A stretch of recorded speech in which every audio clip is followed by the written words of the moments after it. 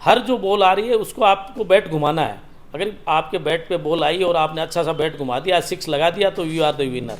लेकिन अगर बॉल चली गई तो पीछे स्टंप नहीं है, आप कभी आउट नहीं होंगे। जो क्रिकेट खेल रहे हैं ज़िंदगी का, उसमें कभी आउट होने का चांस ही नहीं है। तो मोटिवेशन का जो तरीका है ना, वो इस तरह का होना चाहिए कि everyone is educated in everything. तो मान लो एजुकेशन मंत्री बनाया जाता है और वो 10वीं पास भी नहीं है। किसी को हेल्थ मिनिस्टर बनाया जाता है, उसको हेल्थ का स्पेलिंग मालूम नहीं है, वो WHO और CMHO बोलता है WHO। डेंगू सीकर में कैसे नहीं आएगा, मलेरिया सीकर में कैसे नहीं फैलेगा, TB को हम कैसे रोकेंगे, एजुकेशन किस सिस्टम से आएगी, किस सिस्टम से बच्चों का डिप्रेशन रोका जाएगा।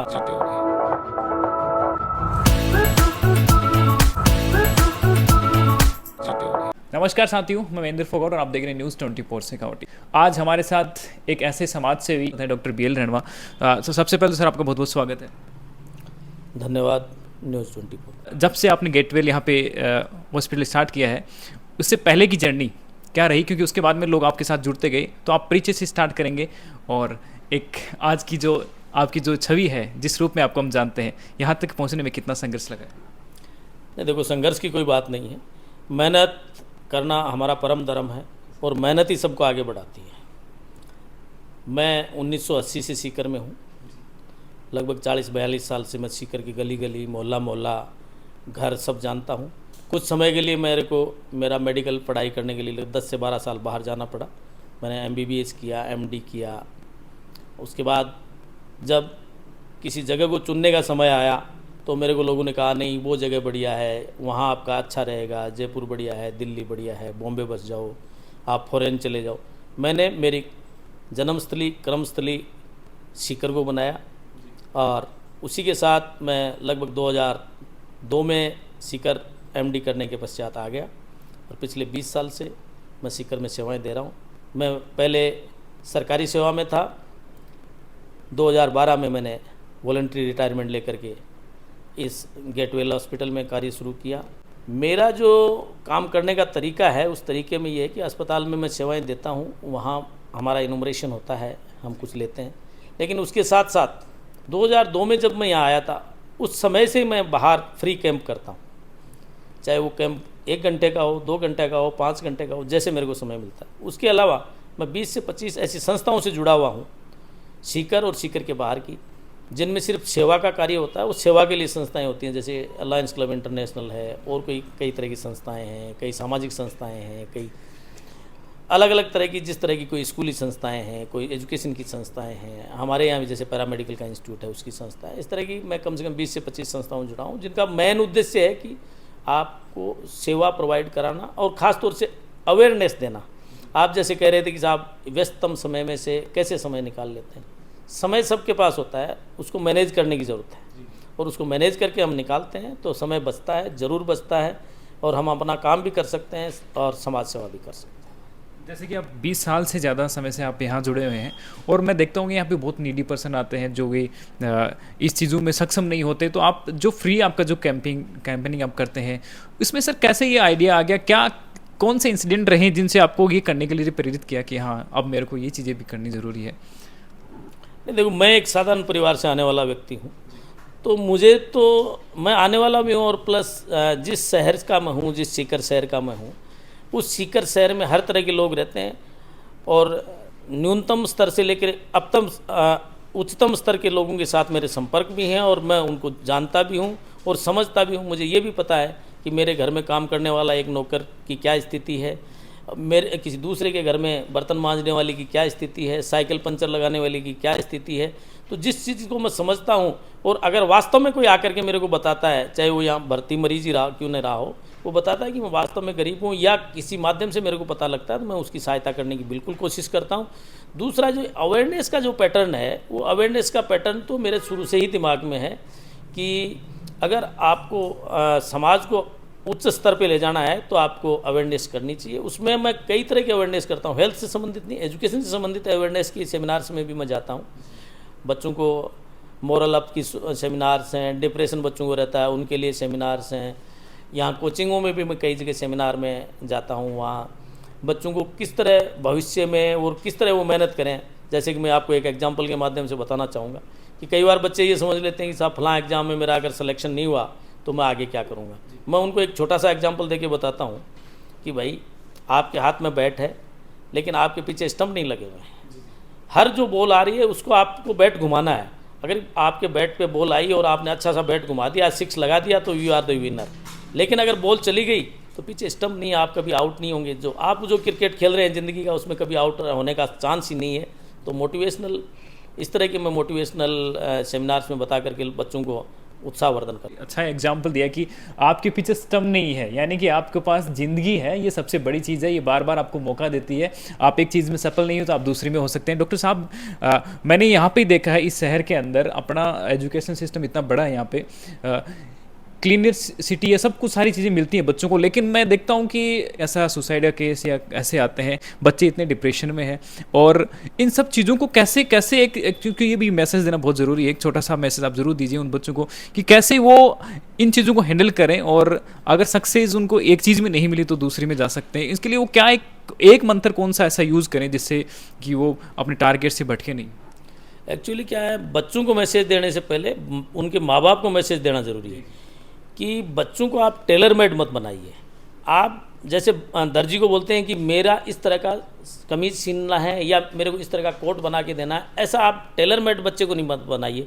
बच्चे की क्या एम्बिशन है, बच्चे का किस चीज़ में इंटरेस्ट है, उस चीज़ में धकेलिए। नहीं कि आप ऐसे कहिए कि नहीं आप मेरे को तो डॉक्टरी चाहिए, मेरे को तो इंजीनियर ही चाहिए, मेरे को तो IAS ही चाहिए, मेरे को तो RAS ही चाहिए। ये चीज़ जो हम बच्चे को टेलर मेड सिस्टम में डालना चाहते हैं, उससे बच्चा डिप्रेशन में इसलिए आता है कि वो अगर उस चीज़ में उसका इंटरेस्ट नहीं होता तो वो सफलता तक नहीं जाता। और जो सफलता जब उसको मिलती हुई नहीं दिखती तो वो देखता है कि मेरे माँ बाप की बेइज्जती होगी या माँ बाप मेरे को कंप्रेस करेंगे। तो मैं सबसे पहले तो संदेश माँ बाप को देना चाहूँगा कि माँ बाप बच्चे की जिस तरह की इच्छा है, जिस फील्ड में वो जाना चाहता है, जिस फील्ड में उसको लगता है कि मैं सक्सेस हो जाऊँगा, चाहे वो डांस का हो, चाहे वो नाट्य का हो, चाहे वो फिल्म बनाने का हो, चाहे वो आपके इंजीनियरिंग में जाने का हो, डॉक्टरी में जाने का हो, या किसी भी पैसे में उसका इंटरेस्ट हो, उसको उस पैसे में जाना देना चाहिए ताकि उसमें डिप्रेशन की भावना कम से कम होगी। दूसरी बात यह है, अगर वो अपने से चुने हुए पैसे में जाता है और फिर भी डिप्रेशन में आता है तो सारे समाज का, सारे लोगों का, माँ बाप का, टीचर्स का और हम लोगों का दायित्व बनता है कि उसको उबारने में सहयोग करें, नहीं कि उसको और डिप्रेस करेंगे। जैसा देखा जाता है किसी के नंबर कम आ जाते हैं तो उसको घर का हर आदमी टोंट मारता है, बजाय टोंट मारने को कहें कि डोंट वरी, इस बार आपने अच्छा नहीं किया, आप अगली बार इससे अच्छा कर पाएंगे। तो वो कभी डिप्रेशन में नहीं जाएगा, और जो डिप्रेशन में नहीं जाएगा आज नहीं तो कल सक्सेस होगा। और सक्सेस की स्टोरी तो आपने इतिहास से पढ़ी होगी, लोग 18 बार युद्ध हार करके भी 19 बार जीते हैं। हर बार सिस्टम फेल क्यों हो जाता है जब महामारी आती है? आप जैसे लोग हैं उनको फिर बाहर आना पड़ता है, खुद का आप अपना धंधा छोड़ करके आप 2 घंटे 4 घंटे लोगों की सेवा के लिए आप देते हैं। क्या सरकारों में वो चीज़ें नहीं है? क्या कमी रह जाती है? क्योंकि अगर मैं बात करूं वर्तमान में कोविड की, डेंगू की, अब फिर से सिचुएशन बनेगी वैसी, क्या अवेयरनेस कमी रह जाती है? क्या सिस्टम में ये कमी है या फिर आपको काम करना पड़ता है डॉक्टर्स को? क्या कहना चाहेंगे आप? देखो, जहाँ तक इंफ्रास्ट्रक्चर का सवाल है, भारत विकासशील कंट्री है, विकसित अभी हुआ नहीं है। तो इस स्थिति में लाजमी है कि अचानक कोई चीज़ आती है, मान लो अगर बाढ़ आई तो हो सकता है, क्योंकि सीकर में बाढ़ कभी आती नहीं है, अगर अचानक आ गई तो बाढ़ के प्रबंधन आपके पास नहीं हो सकते हैं। सीकर में आती है सर बाढ़ वो जो कुछ रोडे हैं ऐसी अलग किस्म की बाढ़ है, लेकिन नहीं, ये अपना जो पानी इकट्ठा होना दूसरी तरह की बाढ़ है। पर मेरा कहने का अर्थ ये है कि अचानक कोई चीज़ आती है तो उसमें हो सकता है सिस्टम फेल हो, लेकिन हमारे यहाँ जो एजुकेशन का जो तरीका है ना, वो इस तरह का होना चाहिए कि everyone is educated in everything. थोड़ा थोड़ा तो उसको इस तरह का आइडिया होना चाहिए कि कोई चीज़ आ गई तो क्या करना है। हमारे यहाँ बड़ी वर्ड तो गलत शब्द यूज नहीं करूँगा मैं, लेकिन चाल ऐसी होती है कि सब लोग एक ही ढर्रे में चल पड़ते हैं। जब कोविड आया तो जिसको ऑक्सीजन की कमी नहीं थी वो भी सिलेंडर ले गया और अपने घर रख लिया। ये अवेयरनेस अगर लोगों में होती कि जब मेरे को ज़रूरत पड़ेगी तब मेरे को मिल जाएगा, और ये विश्वास होता तो वो ले जाके नहीं रखता। ऐसे काफ़ी सिलेंडर यहाँ से चले गए, और यहाँ से नहीं पूरे भारत में ऐसा हुआ कि लोग दिल्ली से मेरे पास सिलेंडर के लिए फ़ोन करते थे, कुछ सिलेंडर लेने आज तक यहाँ तक आ भी पहुँचे। और जहाँ तक मैं कहता हूँ कि इंफ्रास्ट्रक्चर डेवलप करने की जिम्मेवारी सरकारों की है। सरकारें वेस्ट में पैसा बहुत जगह बहाती हैं जहाँ पैसे की ज़रूरत नहीं है। सरकार को सिर्फ 2 काम करने की ज़रूरत है, आप अच्छा पढ़ा दीजिए और अच्छा आप जो स्वास्थ्य दे दीजिए, अच्छा घर दे दीजिए, तीसरा पॉइंट है। तो उसके बाद आपको किसी की ज़रूरत नहीं है। लेकिन आप अगर अच्छा पढ़ा देंगे और अच्छा स्वास्थ्य दे देंगे तो घर भी देने की ज़रूरत नहीं है, वो अपने आप बना लेगा। यही मोटो। हमेशा यही कहा जाता है सरकारों द्वारा, विकास हमें क्या चाहिए, रोड, पानी, यही वो। आज से 20 साल 25 साल पहले भी इसी चीज़ों पे चुनाव लड़े जाते थे। हालांकि हमारा पॉलिटिकली कोई इश्यू नहीं है, लेकिन मेन चीज़ ये है कि जैसे मैं अगर अब बात करूंगा कि अब डेंगू आएगा तो डेंगू में वही चीज़ें होंगी, दोबारा से लोग अपनी जानें गंवाएंगे। क्यों वो चीज़ें एकदम एग्जैक्ट एक्शन नहीं लिया जाता उस पर? तो आप क्या लोगों को राय देना चाहेंगे, ऐसी स्थितियों से कैसे निपटे? हर साल वही बीमारियां बढ़ चढ़ के आ जाती हैं, और जिनसे हम पहली बात तो हम जिससे जान पहचान रखते हैं कि हाँ एक्चुअली में ऐसी चीज़ें होंगी तो हम क्या करेंगे, लेकिन उसके बाद भी लोगों में अवेयरनेस नहीं होती, लोग वैसे ही शिकार होते हैं बीमारियों के। देखो, हम प्रजातंत्र में हैं और प्रजातंत्र में ऐसे ओहदों पे ऐसे लोग पहुंच जाते हैं। हालांकि मैं किसी का पर्टिकुलर न नाम लूँगा, न मैं किसी को क्रिटिसाइज़ कर रहा हूँ, लेकिन किसी को मान लो एजुकेशन मंत्री बनाया जाता है और वो 10वीं पास भी नहीं है। किसी को हेल्थ मिनिस्टर बनाया जाता है, उसको हेल्थ का स्पेलिंग मालूम नहीं है, वो WHO और CMHO बोलता है WHO को। तो ऐसे लोगों का जहाँ, हालांकि मैं ये नहीं कहता कि जनता कहीं कमज़ोर है, लेकिन किसी मजबूरी में किसी तरीके से अगर कोई किसी पोस्ट तक पहुंच जाता है, तो मेरा तो निवेदन सरकारों से ये है कि योग्य आदमी, कम से कम डिसीजन लेवल पे योग्य आदमी हो और वो समझे कि मेरे को क्या करना। क्या कहना चाहेंगे डॉक्टर साहब को, अगर कोई बड़ा पटेल मिलता है तो क्या कुछ चीज़ यहाँ सीकर शहर में चेंज होगी? देखो, पटल किसी को मिलना न मिलना अलग बात है। हम जिस सामाजिक सरोकार से जुड़े हैं, हमसे कम से कम राय ली जाए। अगर कोई राय लेगा तो हम राय देंगे और ये बताएंगे कि डेंगू सीकर में कैसे नहीं आएगा, मलेरिया सीकर में कैसे नहीं फैलेगा, TB को हम कैसे रोकेंगे, एजुकेशन किस सिस्टम से आएगी, किस सिस्टम को से बच्चों को मोटिवेट किया जाएगा, किस सिस्टम से बच्चों का डिप्रेशन रोका जाएगा, किस सिस्टम से आगे क्या क्या किया जाएगा जिससे कि हेल्थ और एजुकेशन में दम आ सके। और सीकर ही नहीं बल्कि राजस्थान ही नहीं, पूरा भारत है जो दुनिया का सिरमौर हो सके। इसके लिए जितना हमारे में ब्रेन है और जितनी हमारे में सक्षमता है, उस सक्षमता के साथ हम हमेशा हमारे विचार और हमारा सहयोग जो जहां भी आवश्यकता होगी देने को तैयार रहेंगे। आपने चुनाव है विधानसभा के, और इन चुनावों के अंदर आपको पता है 5 साल अगर लोगों को अभी नहीं जगाया गया तो 5 साल तक फिर वही चीज़ें फिर से सीकर में यहाँ 1-2 मिनट बारिश के बाद में बाढ़ आएगी, तो वो चीज़ें दोबारा ना हो। क्या अपील करना चाहेंगे? देखो, अपील का सवाल नहीं है, आपने क्वेश्चन बड़ा शानदार और बड़ा घुमा के पूछा है।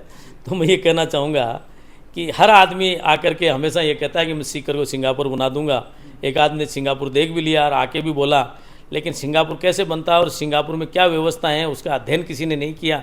अगर कोई आदमी वास्तविक सिंगापुर बनाना चाहता है तो पहले अध्ययन करे कि किस तरह से क्या करना है। एक जो आपने आज सिस्टम खड़ा कर दिया वह अगले कम से कम 50 साल के लिए हो, जबकि यहाँ है हर सिस्टम 1 साल के लिए, 1.5 साल के लिए, नाली 1.5 साल के लिए, सड़क 1.5 साल के लिए, स्कूल 1.5 साल के लिए, रेन बसेरा 1.5 साल के लिए, कोई भी रसोई चाहे वो कोई सरकार की रसोई आई हो वो 4 महीने के लिए, 6 महीने के लिए खुलती है।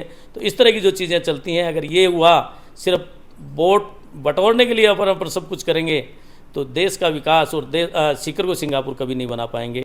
मत उसको दे जिसको आपको लगता है कि सक्षमता है, शख्सियत है, ये बोलेगा तो विधानसभा में भी कोई सुनेगा, लोकसभा में भी कोई सुनेगा और देश विदेश की हस्ती भी वो बोलेगा, उसकी लैंग्वेज को सुनेगा, उसकी बात को सुनेगा, उसके तथ्यों को सुनेगा।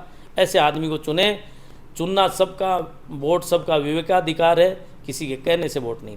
अपने व्यस्तताओं के चलते समय निकाला, इसके लिए बहुत बहुत शुक्रिया डॉक्टर साहब। जुड़े रहिएगा न्यूज़ 24 शेखावाटी के साथ में। और सबसे मेन चीज़ आपने इस आज की इंटरव्यू के अंदर में सीकर के अंदर आप आगामी विधानसभा चुनाव में क्या ऐसे लोगों को फील्ड के अंदर देखना चाहते हैं, ऐसे लोगों को उन ओहदों पे देखना चाहते हैं जिनसे कहीं ना कहीं ये एक जो हमारा रोटेशन बना हुआ है कि हम जिन मुद्दों पे आज से 20 से 25 साल पहले चुनाव लड़ा जाता था, अभी भी आज भी उन्हीं मुद्दों पे चुनाव लड़ा जाता है। तो इस जो परंपरा उसको चेंज करना चाहिए। आपके हिसाब से क्या सही है क्या गलत है, ये भी आप कमेंट सेक्शन में जरूर रखें। और डॉक्टर BL रणवा साहब को आप जानते हैं तो इनके बारे में आप राय जरूर रखिएगा। जो इनकी सेवा है उनसे आप कितने संतुष्ट हैं, कितने खुश हैं, और इस तरीके का जो मोटिवेशन है उसको आप ज़्यादा से ज़्यादा शेयर जरूर करें। Thanks for watching, meet with Sony next video.